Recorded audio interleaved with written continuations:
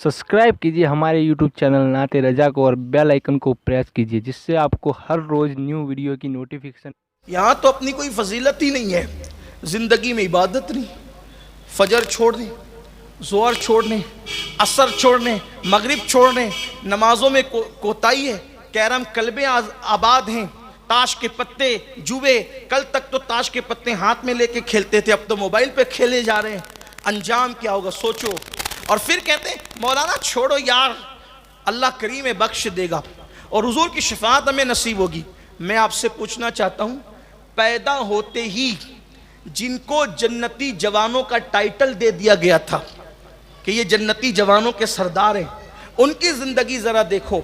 इमाम ज़ैनुल आबिदीन फरमाते हैं मेरे वालिद, इमाम ज़ैनुल आबिदीन फरमाते हैं मेरे वालिद इमाम हुसैन फ़र्ज़ नमाजों के अलावा रोज़ाना 1000 रकत नमाज अदा फरमाते थे। 1000 रकत नफल नमाजें, ये फ़राइज़ के अलावा है 1000 रकत नफल नमाजें इमाम हुसैन, और अक्सर रोज़े से रहते थे। और सखावत का हाल पिछली नशिस्तों में गुजर चुका, कितने सखी थे। बल्कि एक बात आपको बताऊं, देखो सखावत कैसी थी। एक मरतबा एक साइल आया और आने के बाद कहने लगा इमाम मैं परेशान आलू, मेरी मदद फरमाएं। तो आपने फरमाया कि मेरा रिस्क रास्ते में है, गैब दा नाना के गैब दा नवासे। फरमाया मेरा रिस्क रास्ते में है, इंतज़ार करो। उतने में कासिद आया मुल्क शाम से, वो हज़रत अमीर मुआविया रदी अल्लाह ताला का कासिद था, और उसने कहा कि ये उन्होंने तोहफ़ा भेजा है आपके लिए। 5 थैलियाँ थी, खोला तो उसमें सोने के सिक्के जिसको दीनार कहते हैं, 5 सोने की थैलियाँ थी। वो पाँचों के पाँचों इमाम ने कहा ये ले लो, और ये तुम्हें देने के लिए बहुत कम है, अगर मुझे इसका ख्याल होता कि इतने ही है, यानी 5000 सोने के सिक्के इतने ही हैं, तो मैं तुम्हें इतनी देर इंतज़ार न करवाता, अब इतने ही लेकर के चले जाओ। आपसे पूछना चाहता हूँ कौन ऐसा सखी है जो भीख में 5-5 हज़ार सोने के सिक्के देता हो। जो आया वो सब के सब एक साइल को दे दिया और माजरत कर रहे हैं कि इतने ही हैं, इतने अभी लेकर के जाओ। ये है अता, ये है सखा। और अपना हाल तो ये है कि अगर कोई भिखारी आ जाए तो हम पहले टटोलते हैं ना कि देना कितना है, अपनी ज़ात पर बेहिसाब खर्चा और अल्लाह की राह में टटोल टटोल कर।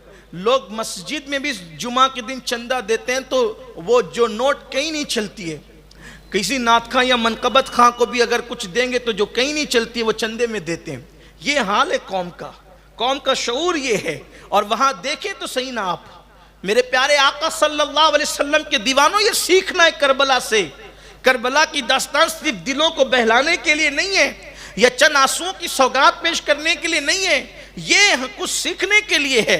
अगर कुदरत रोने की तौफीक दे, आंसू निकलते हैं तो ये आपकी हमारी सआदत की बात है, मैं मना नहीं कर रहा हूँ, लेकिन हमने जो है वो दीन को पीठ के पीछे डाला। और क्या शान है, शौकत की अजमत क्या है। अभी हज़रत अमीर मुआविया का जिक्र आया तो मुझे ख्याल आया, एक मरतबा मुल्क शाम में एक आदमी ने कहा कि मैं हुसैन से मिलना चाहता हूँ, तवज्जो फरमाए, मैं मिलना चाहता हूँ लेकिन मैंने उनको कभी देखा नहीं है, मैंने उनको कभी देखा नहीं है। अगर मैं मदीने जाऊँ तो कैसे पहचानूंगा कि ये इमाम हुसैन यही हैं, देखा नहीं है। व्हाट्सएप का तो दौर नहीं था कि बता दिया जाता कि ये है इमाम अली मकाम। और पूछा जा रहा है हज़रत अमीर मुआविया से कि मैंने देखा नहीं है और अगर जाऊं तो कैसे पहचानूंगा कि। फरमाया मस्जिद के अंदर जो तुम्हें नजर आएगा और लोग सबसे ज्यादा अदब और एहतराम के साथ जिसके पास बैठे होंगे और पूरी महफिल में जो सबसे खूबसूरत और अहसन और बाअदब तरीके से बैठा हुआ होगा, बगैर किसी के पूछे समझ लेना यही इमाम हुसैन है।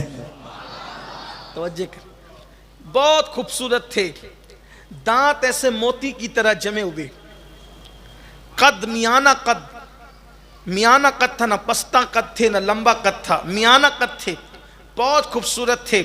शाने चौड़े चौड़े, बदन की हड्डियां मजबूत, कदम मजबूत और सीना बेकीना भी चौड़ा था।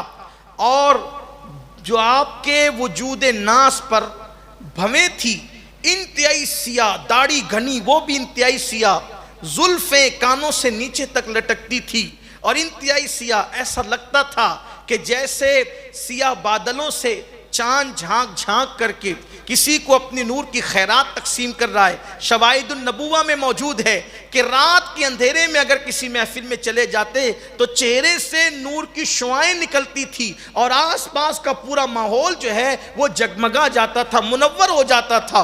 قدرت نے وہ حسن و جمال عطا کیا تھا، اللہ نے وہ حسن و جمال عطا کیا تھا، بلکہ یزید پلید جیسے دشمن کے سامنے جب تشت میں رکھ کر امام حسین کا سر آیا اور اس نے امام حسین کو تشت میں دیکھا تو وہ کہہ اٹھا، حسین تجھ جیسا خوبصورت میں نے کسی کو نہیں دیکھا۔ یہ دشمن کی بولی ہے، دشمن کہتا ہے تجھ جیسا خوبصورت میں نے کسی کو نہیں دیکھا۔ اللہ اکبر، یہ حسن تھا، یہ جمال تھا، لیکن عبادت کا حال یہ۔ اور امام زین العابدین کہتے ہیں رات کے آخری پہر میں اکثر روتے اور بہت روتے، بہت گریہ وزاری کرتے۔